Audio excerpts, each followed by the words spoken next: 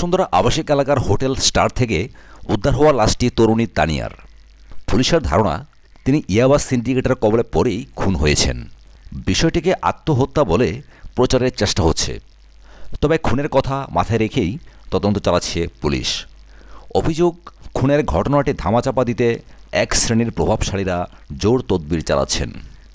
মামলার তদন্তকারী কর্মকর্তা ভাটারা থানার এসআই জিয়াউর রহমান বলেন, দ্রুতই মামলার রহস্য উদ্ঘাটন হবে। বসুন্ধরা আবাসিক এলাকার ভেতরে যেতেই গেটের কাছেই হোটেল স্টার। বর্ডার না থাকলেও অসামাজিক কার্যকলাপের জন্য নিরাপদ স্থান হিসেবে ব্যবহার হয়ে আসছে আবাসিক এ হোটেল। ঈদের আগের দিন রোববার সন্ধ্যার দিকে এলাকার ইয়াবা সিন্ডিকেটের অন্যতম হোতা আলমগীর, জামান ও নাইম নামে 3 যুবক তানিয়াকে নিয়ে হোটেলে যান। হোটেলের নিয়ম মতো নাম ঠিকানা রেকর্ড করার কথা থাকলেও এর কোনোটিই করা হয়নি। শুধুমাত্র পরিচয়ের খাতিরে তাদের একটি রুম বরাদ্দ দেওয়া হয়। এরপর নাইম, জামান ও আলমগীর সারা রাত মেয়েটিকে নিয়ে ওই রুমে অবস্থান করে ভোরের দিকে চলে যান। সকালের দিকে হোটেলের এক স্টাফ গিয়ে দেখেন ওই রুম তালাবদ্ধ। দীর্ঘক্ষণ ডাকাডাকির পর দরজা না খুললে পুলিশে খবর দেওয়া হয়। পুলিশে খবর দেওয়ার পরপরই হোটেলের ম্যানেজার সহ অন্যরা গা ঢাকা দেন।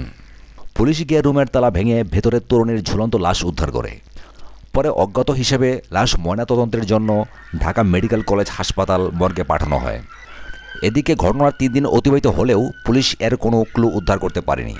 এমনকি যারা ওই তরুণীকে হোটেলে নিয়ে গিয়েছিলেন তাদের বা হোটেল মালিক কর্মচারীদের কাউকে গ্রেপ্তার করতে পারেনি। এখনও তরুণীর পরিচয় পায়নি পুলিশ। মামলার তদন্তকারী কর্মকর্তা জিয়াউর রহমান জানান, এখন পর্যন্ত ওই তরুণীর নাম বা তার ঠিকানা তারা পাননি। তবে যারা ওই তরুণীকে হোটেলে নিয়ে গিয়েছিলেন তাদের নাম জানতে পেরেছেন। তারা হলেন নাইম ও আলমগীর। এদের গ্রেফতারের চেষ্টা চলছে। তিনি বলেন, হোটেলের মালিক কর্মচারীরা পলাতক, এ কারণে তাদেরও গ্রেপ্তার করা যাচ্ছে না। এসআই জিয়া বলেন, ওই নারী যদি আত্মহত্যাই করবেন তবে হোটেলে গিয়ে আত্মহত্যার কোনো কারণ নেই। তাকে হত্যা করা হয়েছে বলে আমরা অনুমান করছি। এক প্রশ্নের জবাবে তিনি বলেন, নাইম পলাতক বলেই গ্রেপ্তার করা যাচ্ছে না। অনুসন্ধানে আরও জানা গেছে, নিহত তরুণীর নাম তানিয়া, তবে তার বাড়ি কোথায় সে ব্যাপারে কিছুই জানা যায়নি।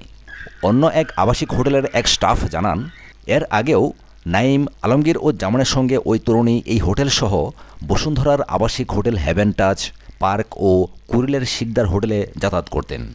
সে সময় তারা মেয়েটিকে তানিয়া নামে ডাকতে দেখেছেন। সেদিনও তারা একসঙ্গে হোটেল স্টারে যান। খোঁজ নিয়ে জানা গেছে, নাইম, জামান ও আলমগীর এই এলাকার ইয়াবা ব্যবসায়ী সিন্ডিকেটের অন্যতম নেতা।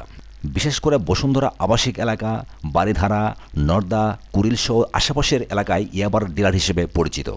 প্রশাসনের সঙ্গে এদের এক প্রকার সখ্যতার কারণে এলাকায় তারা বেপরোয়া। সাথে থাকার জন্য অসংখ্য ধন্যবাদ। আমাদের চ্যানেলটি সাবস্ক্রাইব করে সবসময় সাথে থাকুন এবং ভিডিওটি যদি ভালো লেগে থাকে তাহলে লাইক, কমেন্ট এবং শেয়ার করুন। ধন্যবাদ।